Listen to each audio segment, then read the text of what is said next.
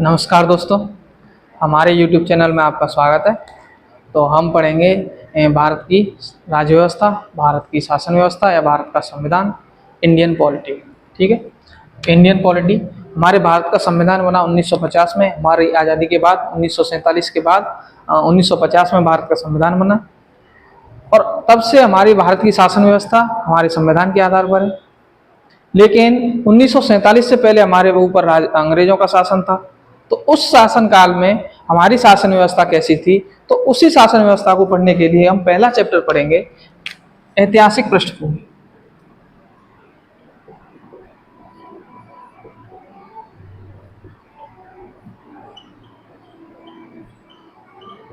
ऐतिहासिक पृष्ठभूमि, historical background.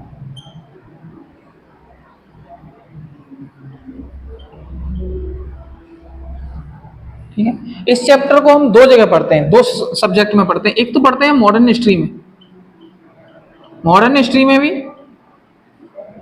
ये चैप्टर है, और इस एक पढ़ते हैं पॉलिटी में। लेकिन पॉलिटी में हम वो चीजें पढ़ते हैं जो अंग्रेजों ने हमारे ऊपर एक्ट यानी कि अधिनियम बनाए गए थे, अधिनियम या कानून जो थे उनको हम पॉलिटी में पढ़ते हैं। और हिस्ट्री में हम सारी चीजें पढ़ते हैं। कौन कौन सी चीजें, जैसे युद्ध वगैरह, एक्ट भी पढ़ेंगे, वायसरायज कौन कौन से थे, वो सारी चीजें हम पढ़ेंगे मॉडर्न हिस्ट्री में। तो हम इसको दो जगह पढ़ लेते हैं, एक तो मॉडर्न हिस्ट्री में और एक पॉलिटी में। ठीक है, तो हम पॉलिटी में क्या पढ़ेंगे, एक्ट पढ़ेंगे या अधिनियम पढ़ेंगे। तो ब्रिटिश सरकार का शासन था 1947 से पहले, यानी कि 1947 में हमारा देश क्या हुआ था, आजाद हुआ था, स्वतंत्र हुआ था। लेकिन हमारा 1950 में क्या बना, संविधान।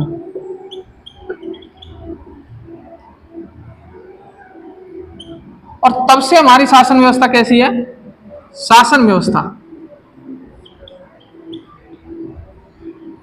कैसी है, संविधान के आधार पर है। लेकिन 1947 के पहले किसका शासन था, ब्रिटिश सरकार का,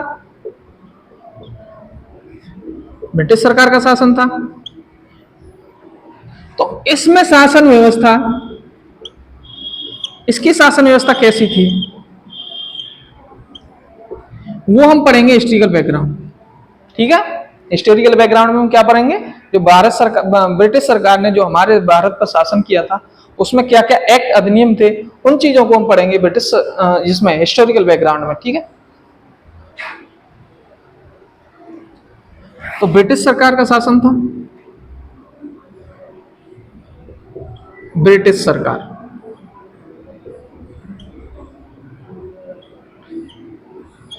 ब्रिटिश सरकार के शासन को हम दो भागों में बांटते हैं। पहला है कंपनी का शासन,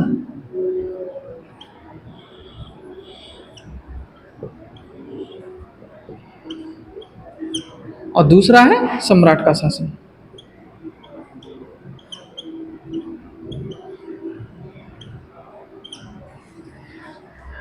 ब्रिटिश सरकार के द्वारा दोनों ही जगह कौन थी, ब्रिटिश सरकार की ही थी। लेकिन यहां पे ब्रिटिश सरकार प्रत्यक्ष नहीं थी, मतलब डायरेक्ट नहीं थी। ब्रिटिश सरकार ने कंपनी से कहा, कंपनी के लिए नियम अधिनियम बनाए और कंपनी वहां पे शासन कर रही थी। लेकिन यहाँ पे कंपनी के शासन को समाप्त करके और ब्रिटिश सरकार डायरेक्ट सम्राट के हाथों में आ गया था भारत का शासन। तो इसको वैसे बोलते हैं कि राजा का यहाँ पे क्या कैसा था, राजा का अप्रत्यक्ष शासन था, जबकि यहाँ पे कैसा था, यहाँ पे राजा का डायरेक्ट शासन था। तो राजा का प्रत्यक्ष शासन।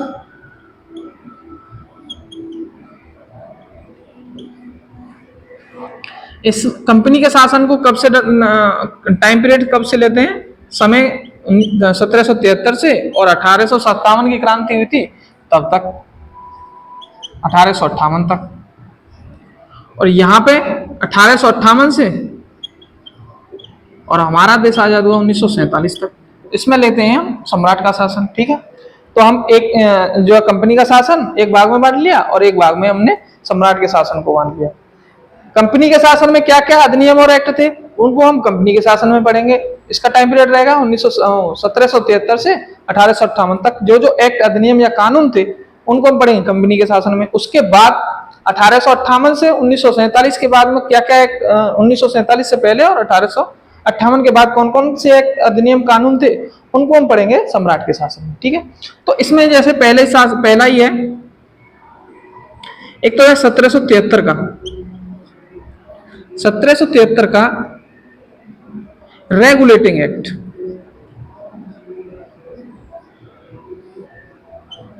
रेगुलेटिंग एक्ट अधिनियम 8 है, इसमें कंपनी के शासन में 8 है और सम्राट के शासन में 7 अधिनियम है, 7 अधिनियम और इसमें 8 अधिनियम। दूसरा 1781 का संशोधन अधिनियम,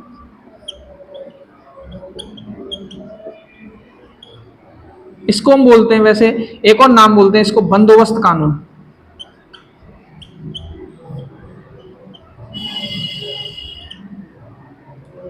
तीसरा 1784 का Pitt's India act, Pitt's India अधिनियम। फिर चौथा आता है 1786 का अधिनियम। पांचवा 1793 का चार्टर अधिनियम।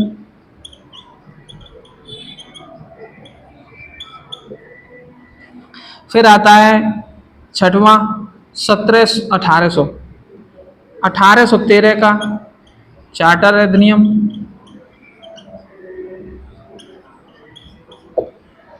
फिर आता है सातवां 1833 का चार्टर एक्ट, चार्टर अधिनियम।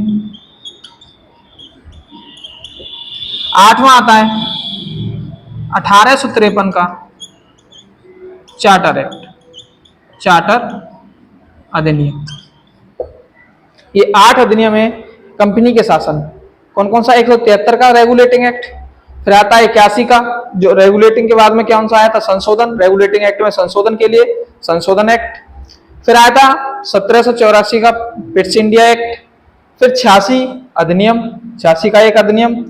फिर 4 चार्टर एक्ट और 4 अन्य। तो चार्टर एक्ट में क्या कौन कौन से हैं देखो, 3 आ रहा है सम के बाद में, 93, 13, 33 और 53, यानी कि 93, 13, 33, 53 ये कौन कौन से थे? ये चार्टर एक्ट थे। इसी प्रकार से 7 इसमें हैं। पहला है 1858 में, 1858 का भारत सरकार अधिनियम।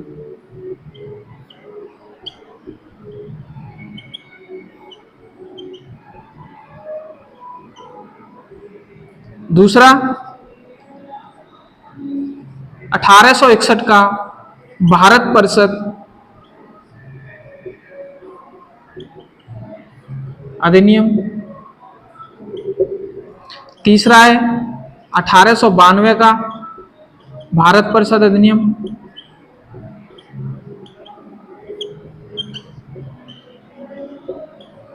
फिर चौथा है 1909 का भारत परिषद अधिनियम। तो 3 कौन से हो गए भारत परिषद अधिनियम? 61, 92 और 9। और 3 ही आएंगे कौन से? 5वां 1919 का भारत सरकार अधिनियम।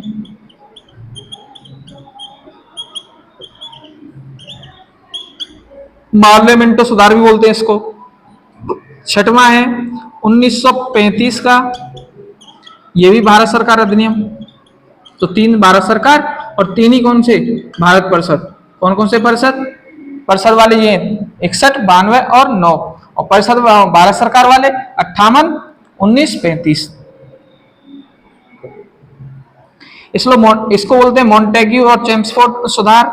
और इस एक आता है 1947 का भारत स्वतंत्रता अधिनियम।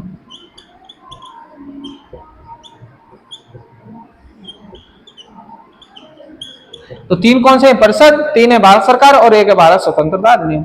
तो इनको पढ़ेंगे हम सम्राट के शासन में और इनको पढ़ेंगे हम कंपनी के शासन में। तो ये कितने हो गए? 8 और 7 15 एक्टों को हम पढ़ते हैं हिस्टोरिकल बैकग्राउंड में, हिस्टोरिकल बैकग्राउंड, ऐतिहासिक पृष्ठभूमि में। तो हम पहला ही लेते हैं, कौन सा, 1773 कंपनी के शासन में पहला लेते हैं 1773 का रेगुलेटिंग एक्ट। ठीक है, तो इनको या स्क्रीनशॉट ले लो या फिर पॉज करके वीडियो और इनको नोट कर लेना। ठीक है, ये तो पहला एक्ट पढ़ेंगे अब हम 1773 का रेगुलेटिंग एक्ट। रेगुलेटिंग से नाम से पता चल रहा है क्या करना है कंपनी पर, रेगुलेशन, रेगुलेट यानी नियंत्रित करना है। ठीक है,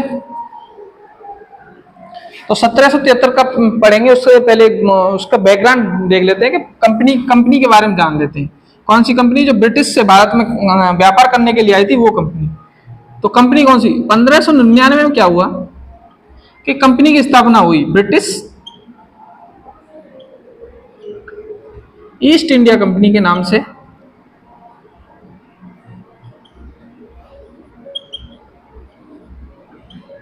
कंपनी का नाम था ब्रिटिश ईस्ट इंडिया कंपनी। इसकी स्थापना हुई इंग्लैंड में, स्थापना इंग्लैंड।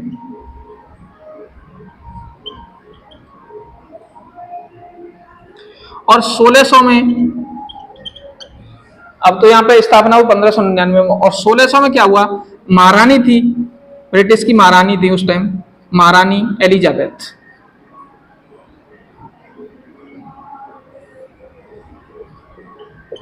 एलिजाबेथ के चार्टर द्वारा इन्होंने एक घोषणा की, चार्टर मतलब घोषणा पत्र जिसको बोलते हैं चार्टर, चार्टर द्वारा यानी घोषणा पत्र द्वारा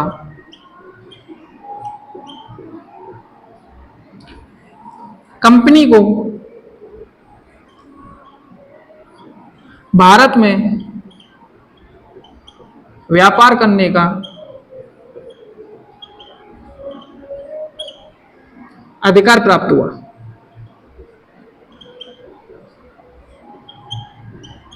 कब, 1600 में। क्या करने के लिए, केवल व्यापार करने के लिए, ये इंपॉर्टेंट है, केवल व्यापार करने के लिए ही भारत में अधिकार मिला था महारानी एलिजाबेथ के द्वारा 1600 में। और कंपनी जो है 1608 में भारत आई,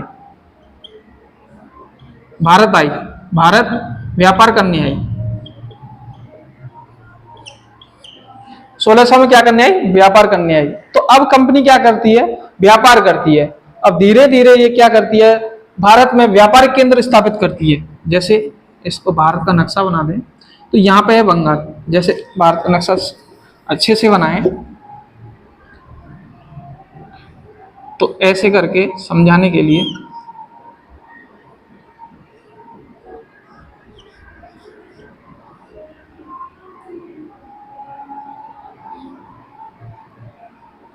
सिक्किम, अरुणाचल प्रदेश, और ऐसे हम भारत का नक्शा। तो यहाँ पे क्या है, यहाँ पे है बंगाल। तो हम इसको डायरेक्ट ऐसे करके बना देते हैं, बंगाल, यहाँ पे बम्बई, और यहाँ पे मद्रास। बम्बई यानी कि मुंबई जो है आज का, और मद्रास तमिलनाडु को बोलते हैं, मद्रास। तो इन जगहों पे कंपनी ने क्या किया, यहाँ पे और यहाँ पे 3 जगह पे इन्होंने क्या किया, बड़े बड़े व्यापारिक केंद्र स्थापित कर लिए। और सबसे बड़ा केंद्र था इनका बंगाल से सबसे ज्यादा ये व्यापार, सबसे ज्यादा बड़ा व्यापारिक केंद्र यही था बंगाल में। तो इन्होंने व्यापारिक केंद्र स्थापित किए। फिर क्या करने लगी कंपनी, ये है व्यापार में अच्छा व्यापार करने के लिए क्या करने लगी, जहां पर राजा होते थे, हर एक प्रांत में क्या होता था, राजा अपना होता था, उसका अपना एक प्रांत होता था, राजतंत्र था भारत में। तो राजाओं से क्या करने लगी, संधियां करने लगी, और उसके आधार पर और जो है अपने व्यापार करने लगे। ठीक है, तो धीरे धीरे ये क्या हुआ कि ये राजनीतिक कार्य भी करने लगे। राजनीतिक कार्य मतलब है कि राजा से संधि करते थे कि हम आपको इस चीज में, किसी जैसे युद्ध में, तो हम आपको इस युद्ध में सहायता करेंगे, आप हमें व्यापार में हमें ये सहूलियत या फिर हमें ये छूट या फायदा दीजिए। तो इस आधार पर कंपनी क्या करने लगी, राजनीतिक कार्य भी करने लगी। और एक युद्ध होता है 1764 में, बक्सर का युद्ध, जिसमें कंपनी ने यानी कि अंग्रेजों ने, इसको हटा दें, अंग्रेजों ने क्या किया, बंगाल, मुगल, सबसे बड़ा शासक था मुगल, मुगलों को हराया। मुगल था शाह आलम फर्स्ट, उस समय मुगल शासक था जो दिल्ली के शासक थे। फिर बंगाल, बंगाल के नवाब थे मीर कासिम, और एक अवध, अवध के थे शुजाउद्दौला। इन तीनों को एक साथ हरा दिया बक्सर के युद्ध में। अंग्रेज जीत गए इसमें, अंग्रेजों की जीत हो गई।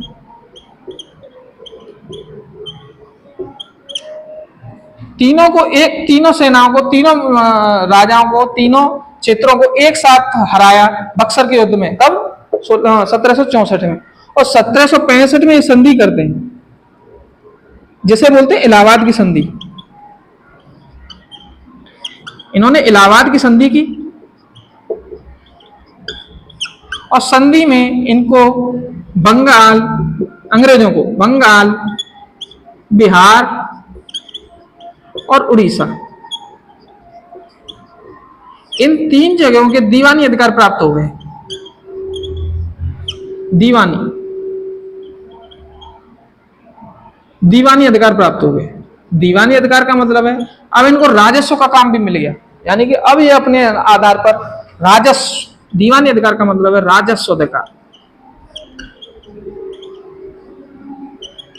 इनको क्या मिल गए? राजस्व अधिकार मिल गए। अब ये अपने अनुसार राज लगाते थे और वसूल भी करते थे। तो अब यहां इस युद्ध के बाद, बक्सर के युद्ध के बाद, अब कंपनी की क्या क्षेत्रीय शक्ति बनने की, क्षेत्रीय शक्ति बनने की क्या हो गई? शुरुआत यहीं से हुई थी बक्सर के युद्ध के बाद में।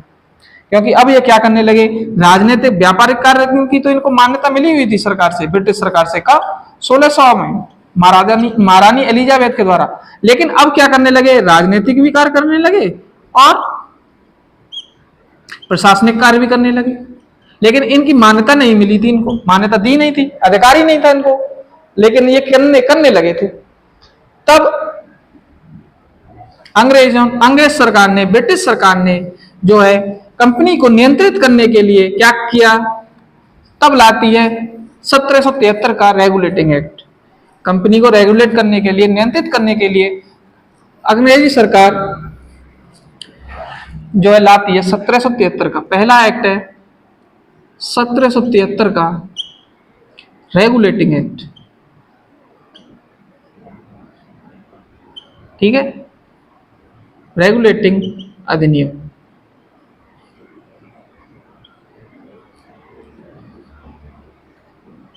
रेगुलेटिंग एक्ट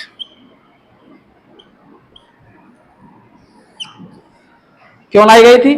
तो पहला कहा कंपनी ने भाई कि आपको जो है कंपनी को, ईस्ट इंडिया कंपनी,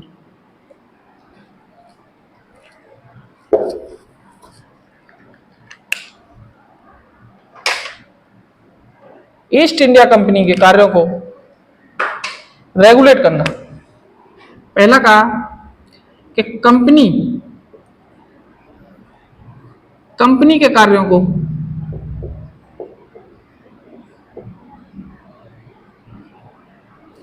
क्या किया? नियमित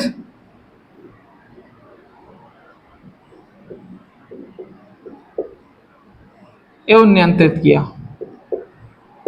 इस एक्ट ने क्या किया था? कंपनी के कार्यों को नियमित और नियंत्रित किया।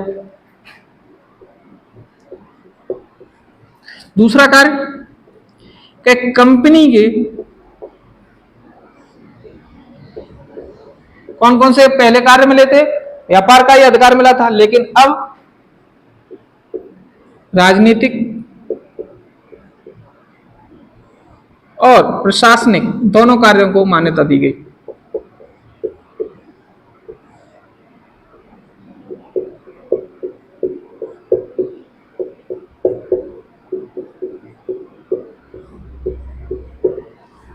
और तीसरा कि भारत में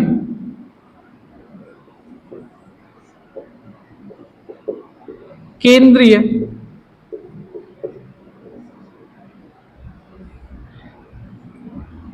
प्रशासन व्यवस्था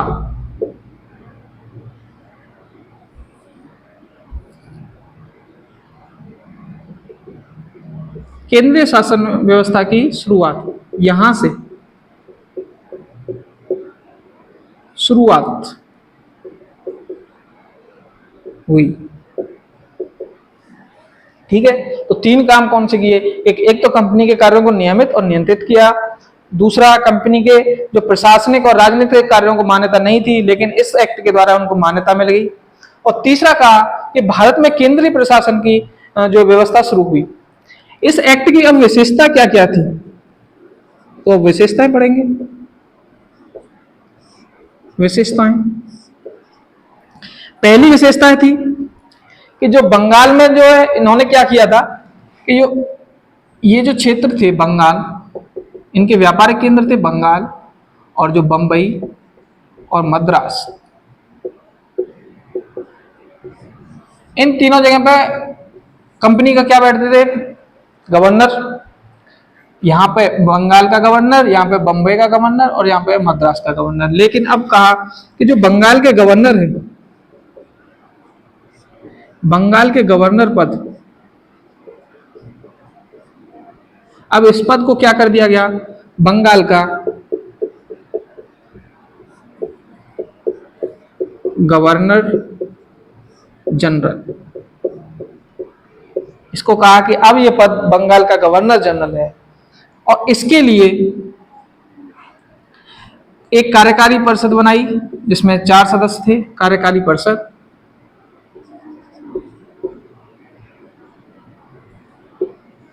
कार्यकारी परिषद जिसमें कितने सदस्य थे? 4। एक तो थे गवर्नर जनरल और 3 थे अन्य। ठीक है, और फर्स्ट गवर्नर जनरल कौन थे? Lord Warren Hasting.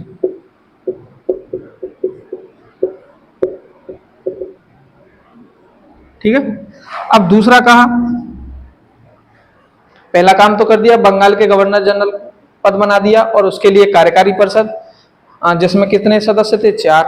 1+3। 1+3 का मतलब है एक तो गवर्नर जनरल थे और 3 अन्य सदस्य। और पहले ऐसे गवर्नर जनरल बने लॉर्ड वॉरेन हेस्टिंग। दूसरा कार्य कहा कि जो बंबई है और मद्रास, इनके गवर्नर हैं, अलग अलग गवर्नर थे, इनके जो गवर्नर हैं उनको बंगाल के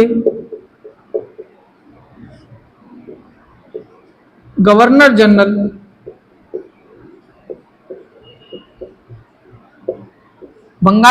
जनरल के इनके ऊपर एक अधिवासी शक्ति के अधीन कर दिया गया।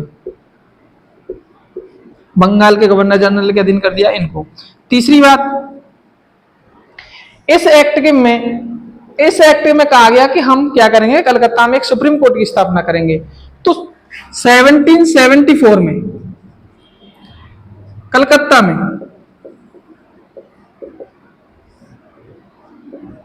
सुप्रीम कोर्ट की स्थापना की।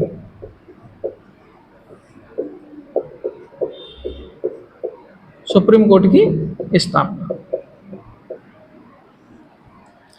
फिर चौथा काम किया गया कि जो कर्मचारी हैं, जो कंपनी के कर्मचारी हैं,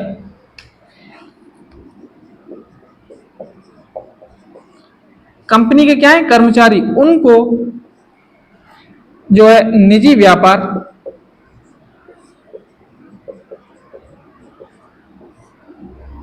दूसरा उपहार, भारतीयों से क्या लेते थे? उपहार, वो भी, और जो है रिश्वत, इन तीनों कार्यों पर क्या लगा दिया गया? प्रतिबंध। जो कंपनी के जो कर्मचारी थे वो क्या करते थे? अपने स्तर पर व्यापार करने लगे थे, जिससे कंपनी को तो नुकसान हो ही रहा था और कर्मचारी भी क्या हो रहे थे? उससे बहुत अधिक मुनाफा कमा रहे थे। तो इस कारण कंपनी ने ब्रिटिश सरकार ने कहा कि भाई इन पर निजी व्यापार, उपहार और रिश्वत, इन तीनों चीजों पर इनकी पे प्रतिबंध लगा दिया गया। और पांचवी बात थी कि इस कंपनी की एक गवर्निंग बॉडी बनाई गई जिसका नाम था बोर्ड ऑफ कंट्रोल। तो बोर्ड ऑफ कंट्रोल की स्थापना की गई। बोर्ड ऑफ डायरेक्टर,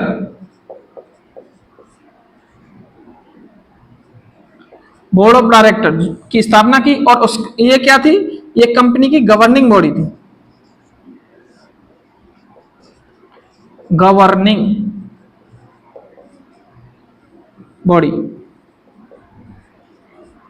ये कौन सा कार्य करती थी, ये जो है राजस्व वाले, कंपनी के कितना राजस्व लेती है, कितना राजस्व इकट्ठा करती है, कितना का जो है क्या क्या व्यवस्था है इसकी राजस्व की, वो एक सैन्य मामले, इसकी कितनी सेना है वो, और जो प्रशासनिक वाले मामले थे, इनकी जो है रिपोर्ट ब्रिटिश सरकार को देती थी, सूचना ब्रिटिश सरकार को सूचना देती थी, या फिर सूचना ब्रिटिश सरकार को सूचना देती थी। तो ये थे 1773 के रेगुलेटिंग एक्ट के प्रावधान। पहला क्या किया, उस रेगुलेटिंग एक्ट से ही पता चल रहा है कि कंपनी को क्या करना है, नियंत्रित करना है। फिर उसके दोनों कार्यों को, जो पहले व्यापारिक कार्यों की मान्यता मिली थी, लेकिन अब कौन से कार्य, राजनीतिक और प्रशासनिक कार्य, इनको भी मान्यता की, और केंद्रीय प्रशासन की व्यवस्था यहां से शुरू हुई। केंद्रीय प्रशासन का मतलब है, इसका मतलब है जैसे एक अधिकारी होगा ब्रिटिश गवर्नमेंट का, वो ब्रिटिश गवर्नमेंट को सूचित करेगा कि यहाँ पे जैसे यहाँ पे एक अधिकारी नियुक्त किया गया है, ब्रिटिश सरकार द्वारा एक अधिकारी नियुक्त किया जाएगा, और वो कंपनी के सारे कार्यों की सूचना ब्रिटिश सरकार को देगा। जैसे हमारे यहाँ पे क्या होता है, डीएम, जिले में क्या होता है, डीएम होता है, डिस्ट्रिक्ट मजिस्ट्रेट, इसको कलेक्टर बोलते हैं। तो वो क्या करता है, जिले की पूरी जानकारी किसको देता है, राज्य सरकार को। तो इसी प्रकार से केंद्रीय व्यवस्था यही होती है, ठीक है। तो ये है 1773 का रेगुलेटिंग एक्ट, ठीक है, इसमें ये प्रावधान थे, ठीक है, हटा देते हैं। अब आता है संशोधन नियम। संशोधन का मतलब है कि अब जो कमियां रह गई, जिसमें 73 यानी कि 73 के रेगुलेटिंग एक्ट में जो कमियां रह गई थी, उनको सही किया। किस एक्ट में, संशोधन नियम में। संशोधन किस वर्ष आया था, तो वो था 1781 का, दूसरा है ये 1781 का संशोधन अधिनियम।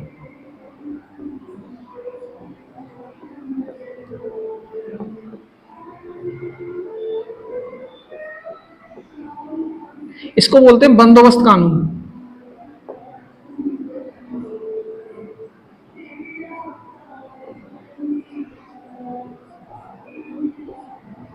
इसमें क्या कहा कि भाई पहला तो जो इसमें ये कार्य कहा कि जो गवर्नर है, कंपनी का गवर्नर, कंपनी में जो गवर्नर है उनको, कर्मचारियों को, और एक कार्यकारी परिषद है, कार्यकारी परिषद थी वो,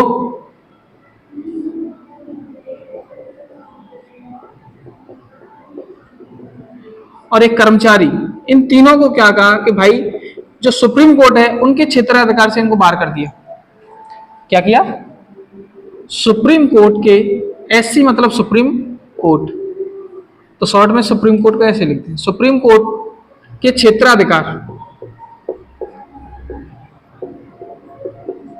क्षेत्राधिकार से बाहर कर दिया।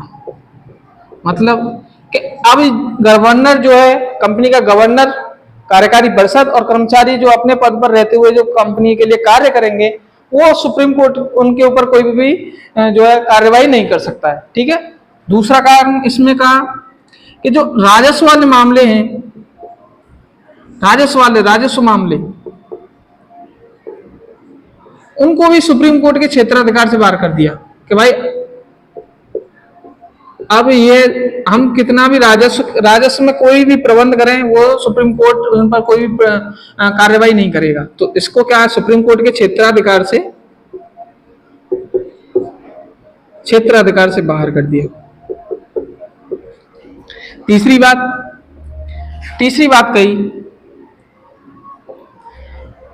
बात इसमें है कि कलकत्ता के जो नागरिक हैं, कलकत्ता के नागरिक, इनको सुप्रीम कोर्ट के क्षेत्राधिकार में रखा कि कलकत्ता के नागरिकों को सुप्रीम कोर्ट के क्षेत्राधिकार में रखा कि कलकत्ता के नागरिकों के जो भी वाद विवाद हैं उनको कौन हल करेगा, सुप्रीम कोर्ट के में सुने जाएंगे। और इसमें एक व्यवस्था दी गई थी कि हिंदू होंगे उनको हिंदुओं के कानून, हिंदुओं की परंपरा के आधार पर उनके मामलों का निर्णय लिया जाएगा, और जो मुस्लिम होंगे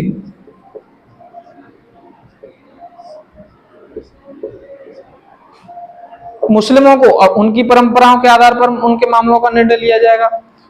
हिंदू और मुसलमानों को उनके अलग अलग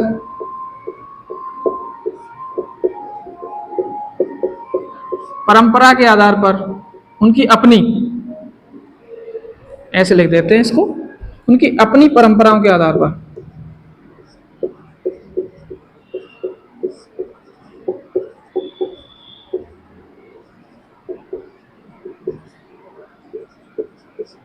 मामलों का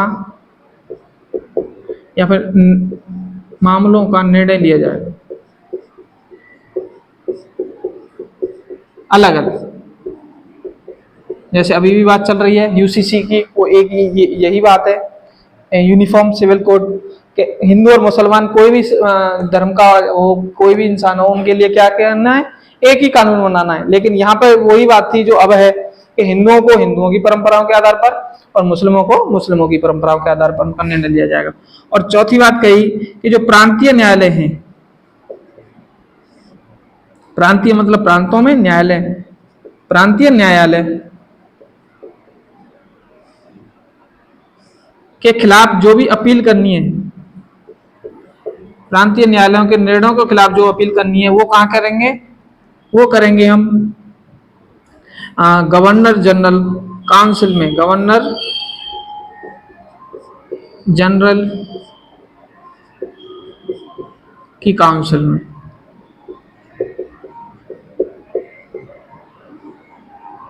और इनके लिए गवर्नर जनरल इन काउंसिलिंग क्या बना सकती है, नियम विनिमय। और किसके लिए, प्रांतीय न्यायालयों के लिए नियम विनिमय।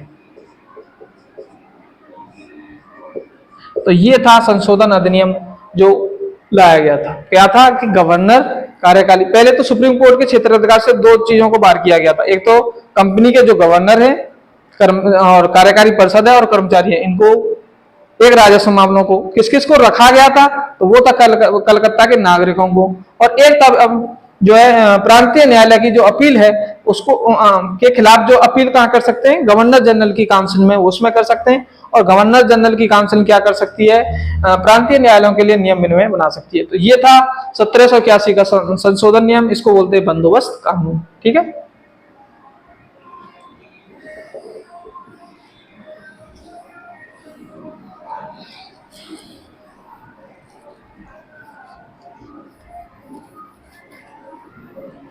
अब आता है 1784 का, तीसरा है ये 1784 का पिट्स इंडिया एक्ट।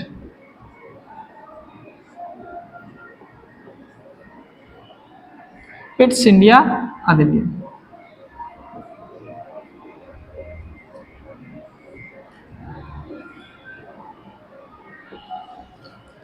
इसमें क्या कहा, इस अधिनियम में सबसे पहली बात कही कि भाई कंपनी पर क्या है, एक तो व्यापारिक कार्य कर रही है कंपनी, दूसरा कर रही है राजनीतिक कार्य कर रही है, और तीसरा कौन सा कार्य कर रही है, प्रशासनिक कार्य कर रही है। तो इतना सारा काम जो है एक कंपनी ही कर रही है।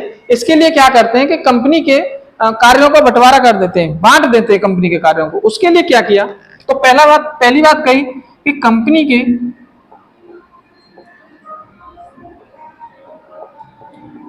पहले तो राजनीतिक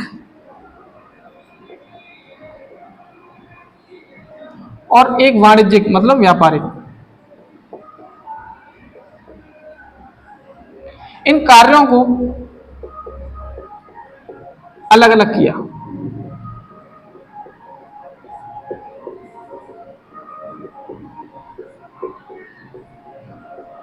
फिर दूसरी बात कही कि भाई अलग अलग तो कर दिया, लेकिन इन कंपनी के कार्यों को देखेगा कौन, तो इसके लिए दो बॉडी बनाई गई, एक था नियंत्रण बोर्ड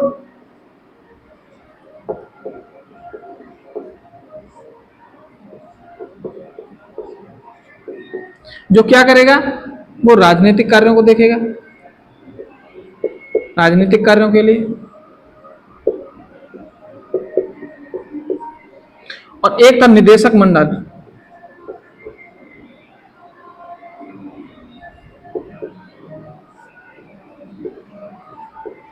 वो क्या करेगा, वो वाणिज्यिक यानी कि व्यापारिक कार्यों को देखेगा, वाणिज्यिक या कह दो व्यापारिक, व्यापारिक कार्यों के लिए। दोनों को अलग अलग कर दिया। कौन कौन से, नियंत्रण बोर्ड के द्वारा तो राजनीतिक कार्य और निदेशक मंडल के द्वारा वाणिज्यिक कार्यों को दिया। तीसरी बात कही गई कि जो कंपनी के सैन्य काम है, राजस्व वाले,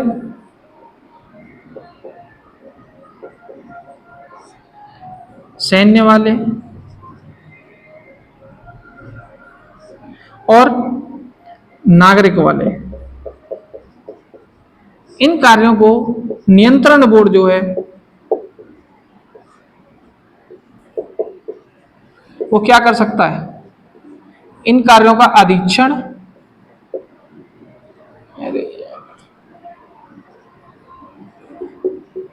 और नियंत्रित, अधीक्षण और नियंत्रण दोनों कार्य कौन कर सकता है, ये नियंत्रण बोर्ड। ठीक है।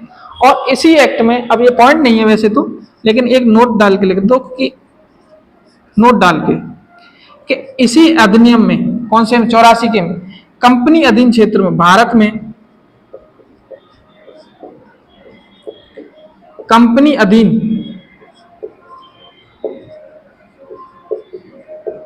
क्षेत्र को पहली बार क्या कहा, ब्रिटिश भारत का।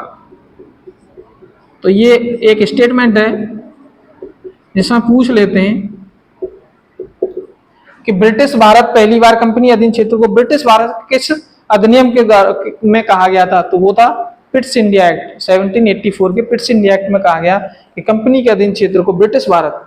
ठीक है, पहली बार। इनमें ऐसे ही बनते हैं कि बोल देते हैं कि कंपनी के कार्यों को राजनीतिक और उसमें वाणिज्यिक कार्यों में बांटा गया था, अलग अलग किया गया था। तो वो कौन कौन सी बॉडी थी, तो एक नियंत्रण बॉडी और एक निदेशक मंडल। किस एक्ट के द्वारा लाया गया, तो पिट्स इंडिया एक्ट। तो यही बात है। ठीक है, यही था पिट्स इंडिया एक्ट, छोटा सा ही है।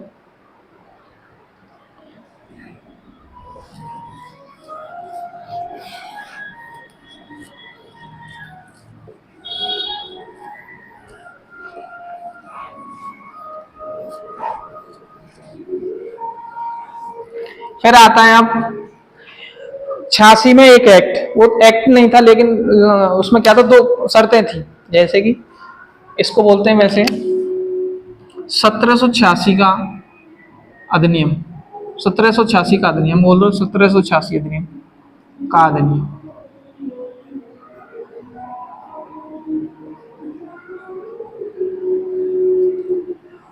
ठीक है, तो इसमें कहा, क्या कहा, इसमें कहा ब्रिटिश सरकार क्या है, जो गवर्नर जनरल है, बंगाल के गवर्नर जनरल पद के लिए कॉर्नवालिस को नियुक्त करना चाहती थी।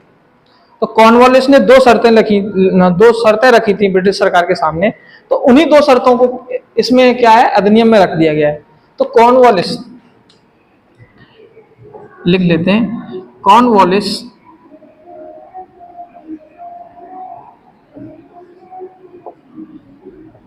उसको गवर्नर जनरल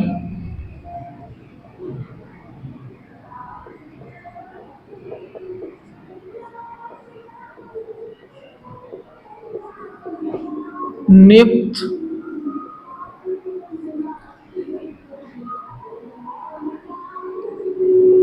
करने के लिए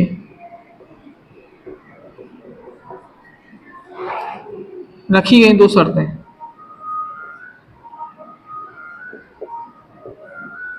दो शर्तें, या फिर ऐसे लिख सकते हैं, इसको अपने हिसाब से लिख सकते हैं। जैसे कॉर्नवालिस को ब्रिटिश सरकार द्वारा कॉर्नवालिस को नियुक्त करने के लिए कॉर्नवालिस द्वारा रखी गई दो शर्तें, ऐसे भी है। लेकिन ये शर्तें कॉर्नवालिस ने ब्रिटिश सरकार के सामने रखी थी, तो ब्रिटिश सरकार ने इन दो शर्तों को मान भी लिया था। तो पहला था, कॉर्नवालिस ने कहा कि भाई मैं गवर्नर जनरल तो बन जाऊंगा, लेकिन जो कार्यकारी परिषद है उसके सभी निर्णय में नहीं मान सकता हूं, तो उसके ऊपर मुझे अधिभावी शक्ति चाहिए कि उनके निर्णय को न मानने वाली शक्ति। तो गवर्नमेंट ब्रिटिश सरकार ने कहा ठीक है, हम आपको वो शर्तें वो अधिकार हम देते हैं। तो क्या कहा था कि कार्यकारी गवर्नर जनरल की, अरे गवर्नर जनरल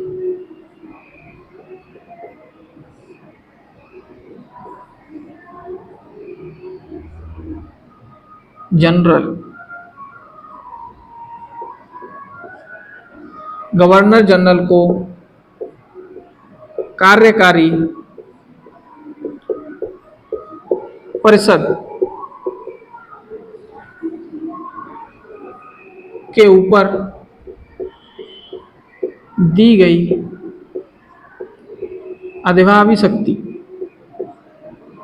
अधिभावी, या यहां पे एक बात को और लिख लीजिए, अधिभावी या निर्णय को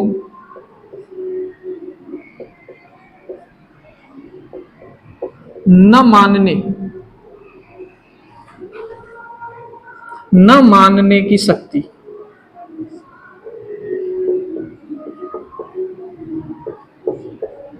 और दूसरी बात कही कि गवर्नर जनरल के पद के साथ साथ मुझे सेना का सेनापति भी बनाया जाए। तो उसने सरकार ने कहा ठीक है, आपको सेनापति भी बना देते हैं। तो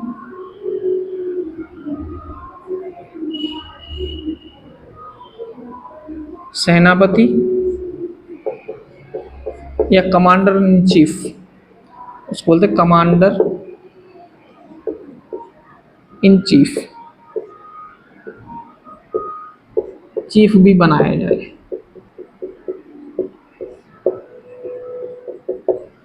बनाया गया, एक्ट के द्वारा जाए नहीं गया, क्योंकि एक्ट लाए हैं तो उसमें निर्णय लिया गया है। ठीक है, तो ये दो शर्तें थी कॉर्नवालिस की, जो 1786 के अधिनियम में उसने रखी थी, और ब्रिटिश सरकार ने उनको मान लिया और एक अधिनियम के द्वारा उसको घोषणा कर दी। ठीक है, तो यही था। ठीक है,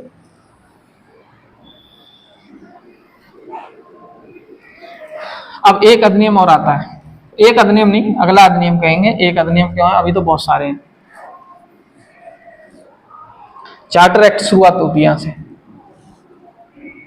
तो अब कौन सा चार्टर एक्ट आएगा? 1793 का चार्टर एक्ट। चार हैं, चार अभी रह गए चार्टर अधिनियम।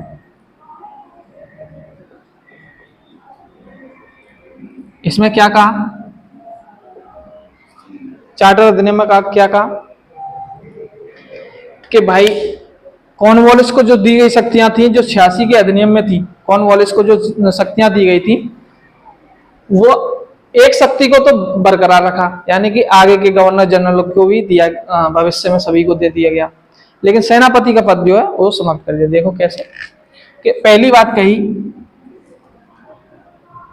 कॉर्नवालिस को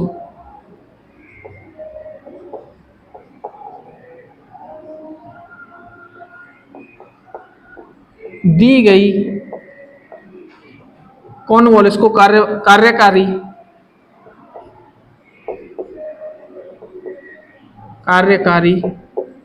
परिषद के ऊपर दी गई अधिभावी शक्ति। अधिभावी मतलब वही है कि निर्णय को न मानने वाली शक्ति। अधिभावी शक्ति को, इस शक्ति को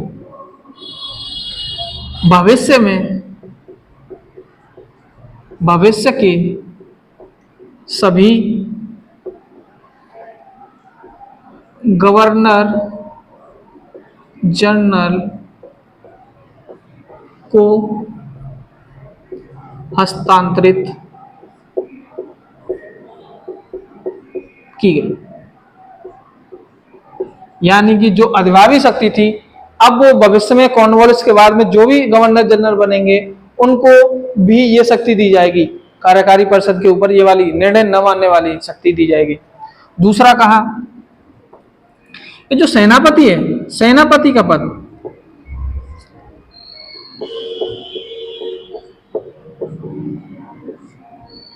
सेनापति पद, जो कार्यकारी परिषद है,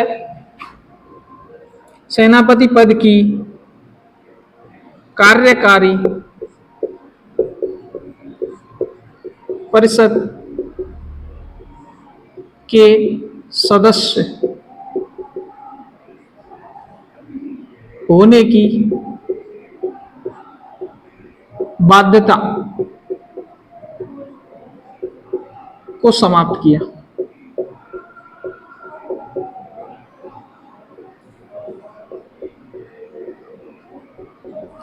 यानी कि पहले क्या था कि कार्यकारी परिषद यानी 3+1 जो कार्यकारी परिषद थी उसका ही सदस्य क्या होता था, सेनापति होता था। लेकिन अब कहा गया कि ऐसा जरूरी नहीं है कि सेनापति जो हो वो कार्यकारी परिषद का क्या हो, सदस्य हो, जब तक कि उसको ऐसा नियुक्त नहीं किया जाता, जब तक कि उसको जरूरी नहीं है, नियुक्त किया भी जा सकता है और नहीं भी।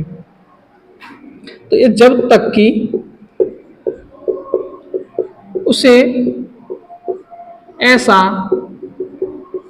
नियुक्त नहीं किया जा सकता, नियुक्त न किया गया हो,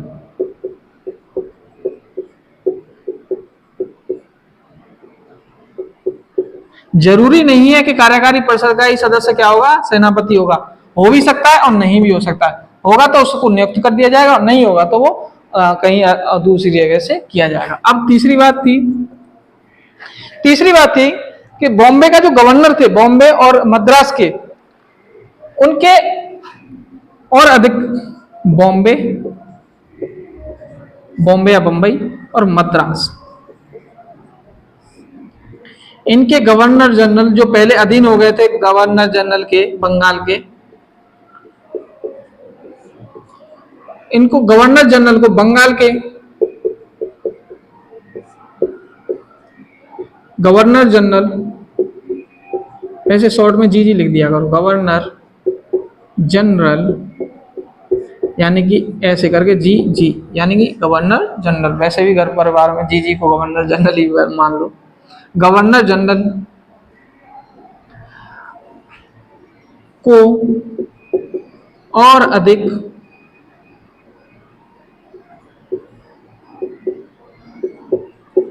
नियंत्रणकारी शक्ति मिली।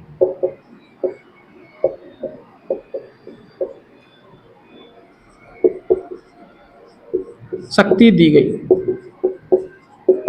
क्या कहा कि बॉम्बे का जो गवर्नर है, अलग अलग गवर्नर थे बॉम्बे के, तो उनको क्या क्या बंगाल के गवर्नर जनरल को उनके और अधीन शक्ति दी गई, बंगाल के गवर्नर जनरल को नियंत्रणकारी शक्ति। ठीक है। चौथी बात कही कि ईस्ट इंडिया कंपनी जो थी उसको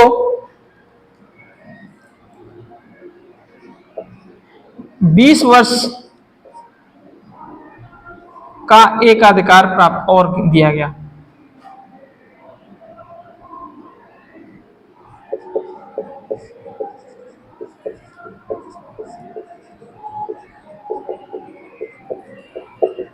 इस एक्ट के द्वारा कहा कि अभी कंपनी जो है 20 वर्ष तक और व्यापार कर सकती है। उसका एकाधिकार का मतलब है जो 1600 में जो महारानी एलिजाबेथ ने उनको कंपनी को व्यापार की अधिकार दिए थे, मान्यता दी गई थी, तो उसमें भी एकाधिकार दिया था। एकाधिकार का मतलब है कि ब्रिटिश की कोई और कंपनी भारत में शासन नहीं करेगी, ब्रिटिश की केवल ईस्ट इंडिया कंपनी ही क्या करेगी, भारत में शासन करेगी। तो वो उसका क्या था, एकाधिकार था।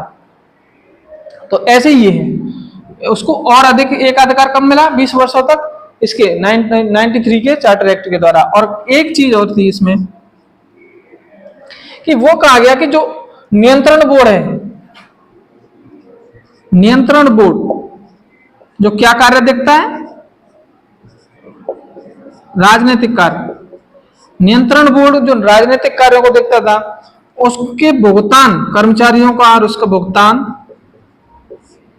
भारतीय राजस्व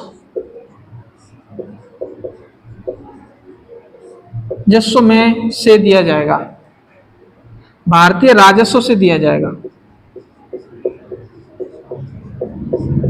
तो ये था इसका प्रावधान, कौन सा था, चार्टर एक्ट का। तो अभी हमने कौन कौन से अधिनियम पढ़ लिए, 73 का रेगुलेटिंग एक्ट। इसमें क्या क्या कहा गया था इसमें कहा गया था कि कंपनी को नियंत्रित किया। रेगुलेटिंग का मतलब है, रेगुलेटिंग मतलब नियंत्रित करना है। नियंत्रित क्या करना है? कंपनी के कार्यों को, और उसके कार्यों को नियंत्रित किया। और जो व्यापारिक और व्यापारिक कार्य मिले थे, लेकिन अब क्या क्या कार्यों की मान्यता मिली गई? जो राजनीतिक और प्रशासनिक की मान्यता मिल गई, और केंद्रीय प्रशासन की नींव की, केंद्रीय प्रशासन व्यवस्था की शुरुआत हुई थी। और क्या क्या कार्य थे? बंगाल के गवर्नर जनरल को बंगाल के गवर्नर जनरल पद बना दिया गया, उसके लिए कार्यकारी परिषद। दूसरा कार्य किया गया कि बॉम्बे के जो गवर्नर थे उनको उनके अधीन कर दिया गया। तीसरा कार्य था कि उसके सुप्रीम कोर्ट की स्थापना की। चौथा कार्य था कि कर्मचारियों को रिश्वत, निजी व्यापार और उपाय लेने पर भी प्रतिबंध कर दिया गया। ठीक है, और एक गवर्निंग बॉडी बनाई। 1781 में संशोधन किया गया। संशोधन क्या किया गया? वही कि जो कंपनी के सुप्रीम कोर्ट से क्या दी गई? दो को तो सुरक्षा दी गई। कौन कौन से को सुरक्षा दी गई? गवर्नर, कार्यकारी परिषद और कर्मचारी और राजस्व मामलों को, इनको सुरक्षित किया गया सुप्रीम कोर्ट से। और किसको सुप्रीम कोर्ट के अधीन रखा गया? तो वो था कलकत्ता के नागरिकों को। और एक चीज और कही कि नागरिकों को क्या किया गया था? और प्रांतीय न्यायालय, हाँ, प्रांतीय न्यायालयों को क्या किया था कि उनकी अपील कहां कर सकते हैं? अपील कर सकते हैं हम जो गवर्नर जनरल की काउंसिल में, और उन गवर्नर जनरल प्रांतीय न्यायालयों के लिए क्या बना सकती है? नियम विनिमय बना सकती है। फिर आया था 84 का Pitt's India act. Pitt's India act में अलग अलग की गई थी कंपनी के कार्यों को, नियंत्रण बॉडी और निदेशक मंडल बनाए गए थे। और एक आया था 1786 में जो कॉर्नवालिस एक्ट बोलते हैं। कॉर्नवालिस को दी गई शक्तियां थी कौन कौन सी? 2 शक्तियां दी गई थी। एक तो अधिभावी शक्ति दी गई थी, और एक दी गई थी, एक कौन सी दी गई थी? सेनापति वाली। और एक आया था 1793 में चार्टर एक्ट। चार्टर एक्ट में क्या कहा? पहले तो ये दो बातें थी कि सेनापति का पद और कॉर्नवालिस को दी गई शक्तियों को वो किया गया था। ये रहा, ठीक है। एक बार आप रिवाइज कीजिए, आराम से याद हो जाएगा। नहीं तो हम हर 3 दिन में हम खुद ही याद करा देंगे यहाँ पे, क्योंकि डेली इसका रिवीजन यहाँ पे हम करेंगे। ठीक है, तो ठीक है, हम 1 ही घंटे की क्लास रखेंगे डेली। 1 घंटे बहुत होता है, तो आप 1 ही घंटे को अगली क्लास के लिए पहले पढ़ के आए ये वाली क्लास का, और तब हम 5 मिनट उसमें रिवाइज करेंगे जो आज पढ़ाई उनको, और आगे हम एक्टों को करेंगे। ठीक है, धन्यवाद।